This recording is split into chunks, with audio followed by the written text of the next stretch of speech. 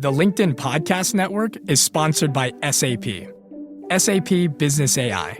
Embedded across SAP solutions, it drives immediate impact. From Joule, your digital assistant, to AI-powered capabilities portfolio-wide, make confident decisions using your own data. SAP Business AI. Revolutionary technology, real-world results. That's SAP Business AI. LinkedIn presents. When you notice you are telling yourself all or nothing thoughts, always, never, everything, nothing, perfect, failure, poke holes in those suckers by asking how those thoughts may not be true and gather evidence about how you may be unnecessarily forcing a dichotomy. This is the path to excellence.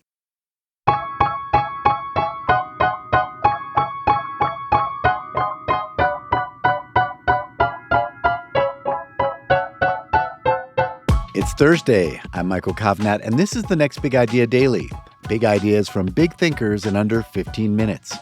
So today, I want to know, are you a high achiever? Now, if you're a regular listener to this podcast, I'm going to assume you are, since you appreciate the life-changing power of big ideas. And so you know that sometimes achievement comes with a lot of stress and anxiety.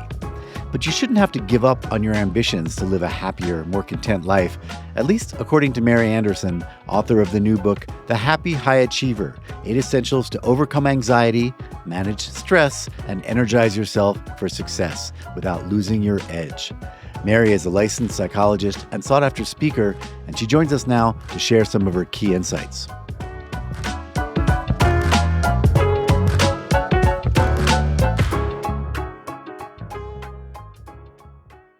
You need to catch and conquer cognitive distortions, especially the troublesome trifecta. Are you overwhelmed by self-doubt and your overextended schedule? Do you feel massive pressure to keep achieving big and impressive goals? Do you experience fear of failure, of making mistakes, or of being viewed as incompetent? You are not alone. Countless ambitious, high-achieving patients have walked into my office and, dropping their flawless facades, candidly and courageously described struggling with chronic stress, anxiety, worry, perfectionism, and burnout. I've spent my career working to help people overcome these exact issues. So, as they settle on my therapy couch, we begin by learning to catch and conquer cognitive distortions. Cognitive distortions are unhelpful thoughts originating from erroneous assumptions, misinterpretations, or maladaptive beliefs. It's crucial to identify and challenge them because they needlessly ratchet up our anxiety and stress and keep us stuck. This is because of the powerful relationship between our thoughts, feelings, and behaviors, which all directly impact each other. For example, imagine you're at a job interview for a position you really want, and as you shake the interviewer's hand, you think, what if I freeze up? And then you feel extremely nervous. You may actually wind up behaving in a way that's disengaged, making minimal eye contact and appearing less invested. But what if instead you think to yourself, I'm so excited I got this interview?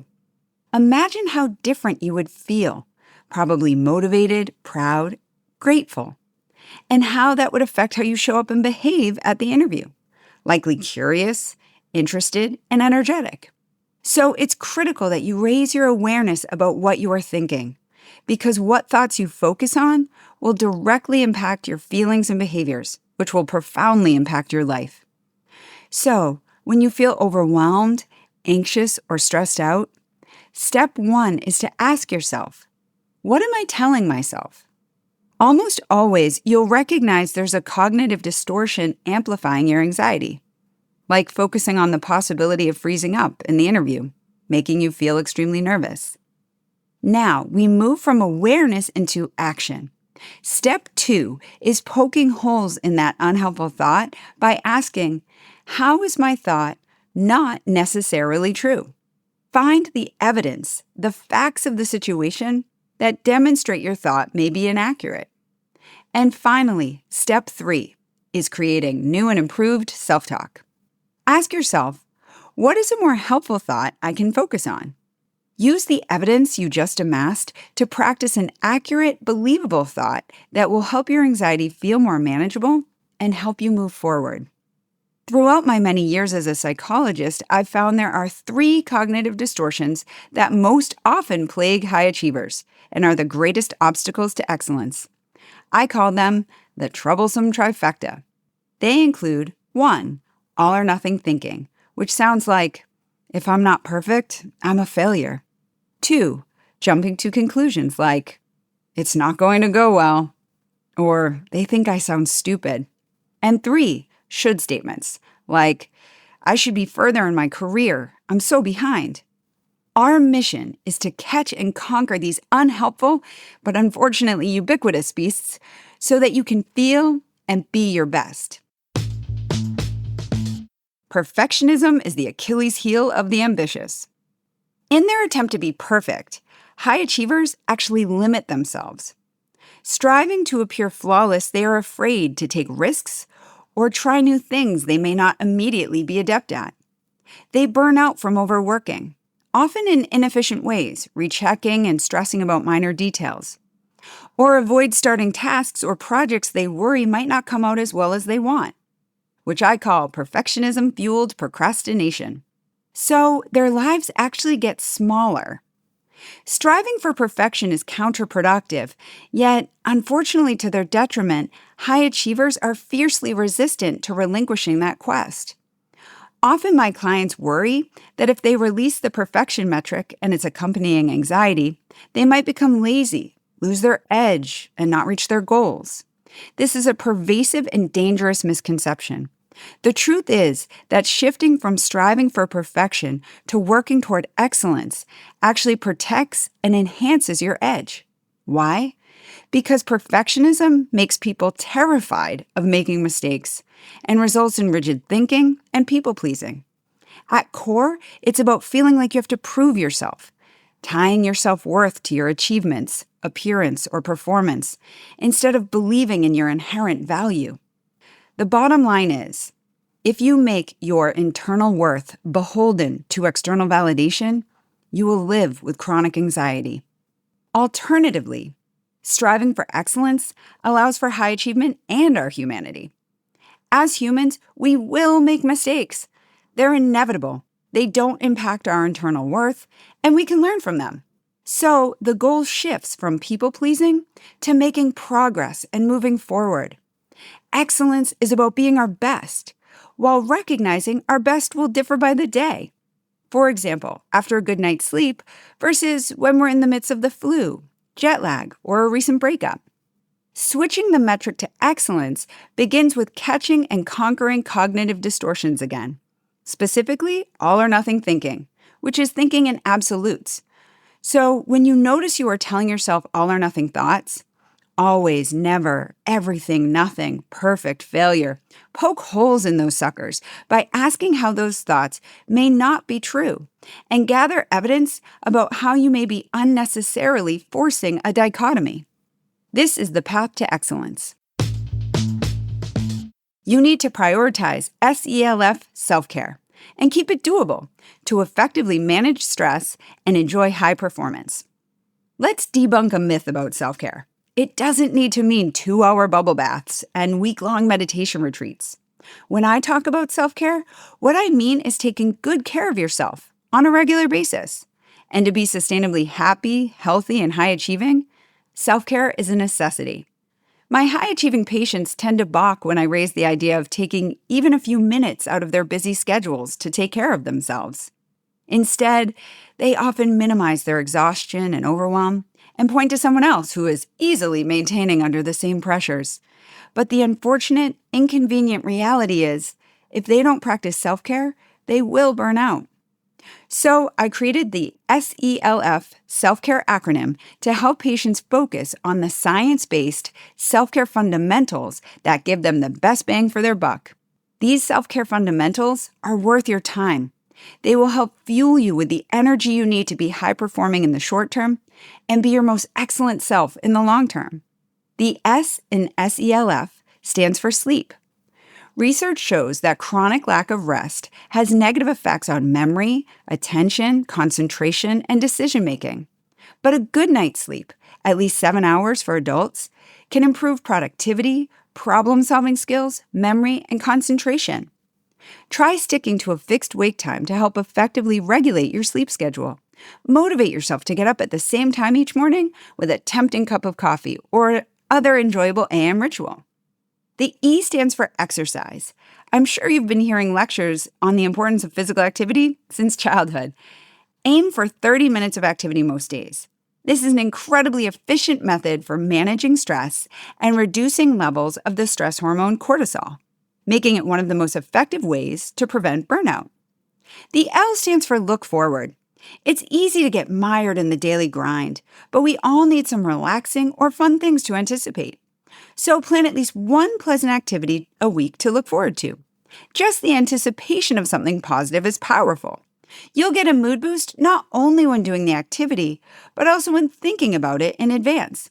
That means scheduling activities you truly enjoy, not what is most productive.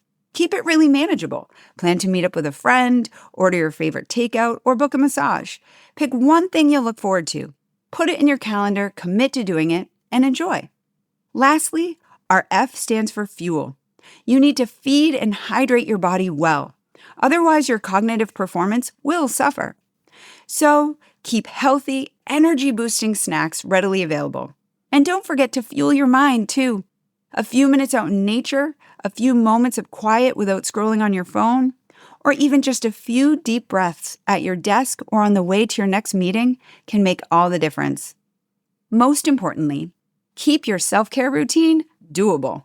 Make sure to choose realistic goals and stay flexible about how you achieve them. Like aiming to take a walk at least twice a week instead of overshooting for a long walk every day, so that you're set up for success. Keep self-care doable so you keep doing it. Gratitude is rocket fuel for your success. Now it's time to debunk what I like to call the gratitude myth. We're often socialized to believe that success comes first, then happiness because of the success, and then gratitude because we are so thankful for our happiness. But that's entirely backward.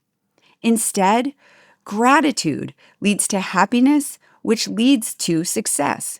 Why? Because gratitude helps accelerate happiness. You feel happier when you focus on and appreciate the good, meaningful things in your life. And high achievement. We know from abundant research that happiness is associated with enhanced efficiency, productivity, and creativity. Plus, gratitude directly combats the unhelpful thoughts that make up the troublesome trifecta. When you appreciate and value what you have, you're way less likely to fall into all-or-nothing thinking, jumping to conclusions, or should statements. For example, you may have a stressful job, but you really appreciate your thoughtful coworker who is supportive of you.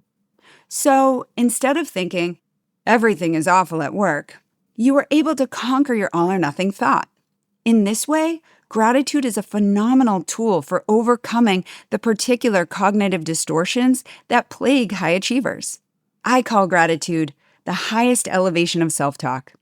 Gratitude helps us focus our attention on appreciating things, on what is valuable, good, or meaningful in our lives. It helps us stay balanced and keep perspective. It's not about toxic positivity. You never need to paste a fake smile on your face when you're suffering. Gratitude helps us see reality as it is, the good and the bad, and empowers us to focus on the good that helps us feel better and keep moving forward. Indeed, appreciation is higher ground. It provides a much better vantage point. Gratitude's superpower is that it grounds us in the moment, gives us perspective, and lets us keep moving forward. So, finding ways to regularly practice gratitude in your life, from keeping a gratitude journal to remembering to simply say thank you to those around you, is absolutely essential for fueling your happiness and success.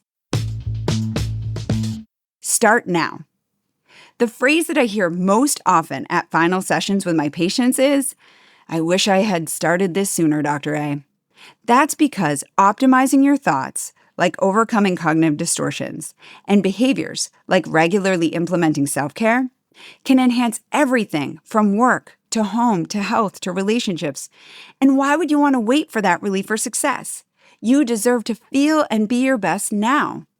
As Buddhist monk and peace activist Thich Nhat Hanh once said, the best way to take care of the future is to take care of the present moment. When you're really ambitious with a jam-packed schedule, it can feel hard to make time for yourself. But now is the time to boost your common confidence so you can be sustainably happy and high-achieving throughout your lifetime. Why? Because now is what we have. So start now to talk to yourself like you would a dear friend, rather than relentlessly berating yourself with self-critical thoughts. As premier self-compassion researcher Kristen Neff, PhD, writes in her book, Fierce Self-Compassion, research shows not only that we can learn to be more self-compassionate, but that it radically changes our lives for the better. Start now to take good care of yourself. You deserve it. That means rocking the SELF self-care fundamentals.